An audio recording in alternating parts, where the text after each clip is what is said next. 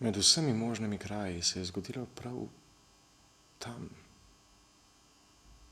Večerilo se je prezgodaj in brez lune. Le ledene zvezde so trgale neprosojno nebo, ga prebadale iz notranjosti. Galveaš je počasi tonil v sen.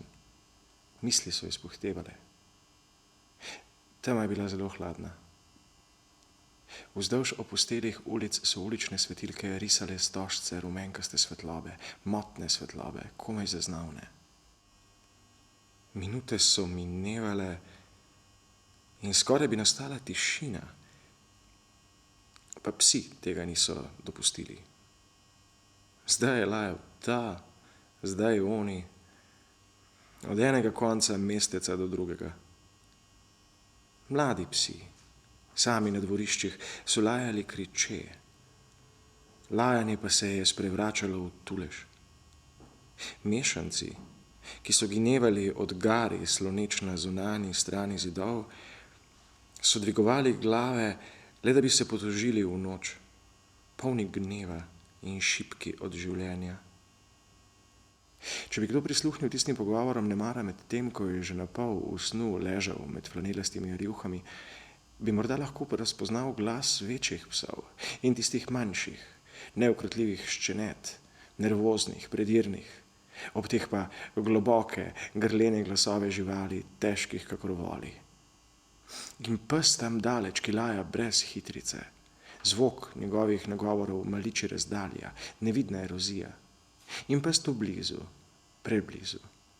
Njegov bes zveri skoraj da prebudi nemir v prsih. Nato pa pes na drugem koncu mesteca in drug na drugem in še eden na še enem, neskončni psi, kot da bi risali zemljevid Galvaša in hkrati zagotavljali nadaljevanje življenja in tako na ta način ponujali varnost, ki jo potrebuje človek, ki želi zaspati. Tam z višine, z vrha kapele Sao Saturnina, se je zdel Galveaš kot žerjavica na ognjišču, ki ugaša, prekrita s pepelom in spokojna. In kot iz teh žerjavic na ognjiščih so se tudi iz nekaj dimnikov še vedno vile zelo pokončne nitke dima. Ljudje, še vedno budni, ki so v usihajoči ogenj drezali s pogovori ali občutki zaskrbljenega nemira. Toda hiše, noč in januar so se trdno tiščali k tlom, se zraščali z njimi. Obdan s črnimi polji, svetom, se je Galveaš oprijemal zemlje.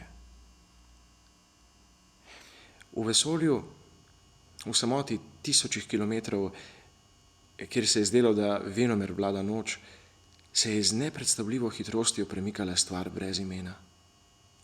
Njena smer je bila ravna. Planeti, zvezde, kometi so bili videti, kot da bi opazovali nezmotljivo odločitev, s katero je drvela naprej. Bili so nem svet nebesnih teles, ki so sodila z očmi in tišino. Morda pa so takšen vtis ponujali zato, ker je stvar brez imena prečkala vesoljna prostranstva s tolikšno neskončno hitrostjo, s takšno brezbrižnostjo in lahkotnostjo, da so se zvezde v primerjavi z njo zdele negibne in toge, kot da bi pripadale jasni in spokojni sliki. Tako je to isto vesolje, ki je stvar pognalo v tek, ki jo je naphalo z močjo in usmerilo v dalj, le osuplo pričevalo njeni poti.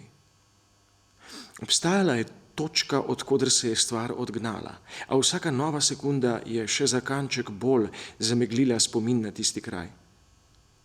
Ta sosledica trenutkov je sestavljala naravni čas, v katerem ni pojasnjevanj. Preteklost da, prihodnost da, medtem pa so tisto sedanjost, ki je tvorila stvarnost, sestavljala le kristalno čista stremljenja. In niti sila, ki jo je tvorila, stvar brez imena, in si z njo utirala pot, ni mogla premagati spokojnosti te poti. Bila je tako oddaljena od vsega, pa hkrati del vesoljnega reda, preprostega kot dih. Tedaj so psi obmolknili, kot da bi prejeli nekakšno tajno opozorilo, obmolknili so za trenutek, ki mu ni bilo videti konca. Dim iz dimnikov je negibno obstal, če pa je vendarle še segal proti nebu, je pri tem brez trzanja sledil po končni črti. Celo veter, ki se je kratkočasil le šumom obbožanih stvari, je potihnil, vsaj na vides. Ta tišina je bila tako vseobsegajoča, da je za hip zaustavila delovanje sveta. Galveaž in vesolje sta si delila isto nepremičnost, kot da bi se času kolcnilo. In celo tisti, ki so bili sami v svojih domovih, že zleknjeni v snu ali še vedno predani zadnjim opravilom dneva, pospravljanju emaliranega lončka v kredenco, iztegovanju prsta, da bi se ugasnilo televizijo, sezuvanju škornjev, vsi so obstali v svojem trenutnem položaju in vsi so odtrpnili v dejanju, ki jih je zaposlovalo. Celo tisto noč nevidna luna, kjerkoli je že bila.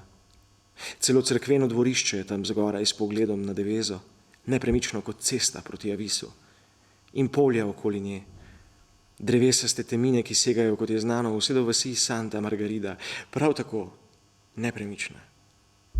Celo glavni trg, vse do vrta Sao Pedro in ceste proti Ponteju de Sor, ravne ceste s tablo z napisom kraja, do ulice Sao Joao, do griča Torre in do jezu Fonte de Mora, do valeža Das Mož in posestva Cabeza do Coelho. Galvaž in vsi planeti so obstajali hkrati, vendar so ohranjali svoje bistvene razlike, niso se mešali med seboj. Galvaž je bil Galvaž, ostalo vesolje pa je bilo ostalo vesolje. In čas se je premaknil. Vse zelo iznenada. Stvar brez imena je drvela z isto neizmerno hitrostjo kot prej, kot krik. Ko pa je vstopila v zemljino atmosfero, že ni več imela na razpolago celotnega planeta, imela je le tisto določeno točko. Celo minuto je Galvaž pretresel niz neprekinjenih eksplozij, brez najmanjšega premora, brez kakršnega koli predaha. Prav mogoče pa je bilo tudi, da je šlo za eno samo dolgo eksplozijo, ki je trajala celo minuto. V obeh primerih, eksploziji ali eksplozije, je bilo, kot da bi človeku v prsi zabadali sulico, kot groza razpotegnjena skozi minuto, sekundo za sekundo za sekundo. Bilo je, kot da bi se zemlja razpolovila, kot da bi se na koščke trgal ves planet, kot da bi se razklala skala v velikosti tega planeta, trda in črna, bazalt. Nemara pa je bilo le nebo, narejeno iz te iste skale, tisto, ki se je razklalo na dva ogromna, a brezmočno ločena dela. Nemara pa je ta eksplozija iz onstranstva prinašala odgovore na vprašanja, na katera doslej nihče zares ni znal odgovoriti.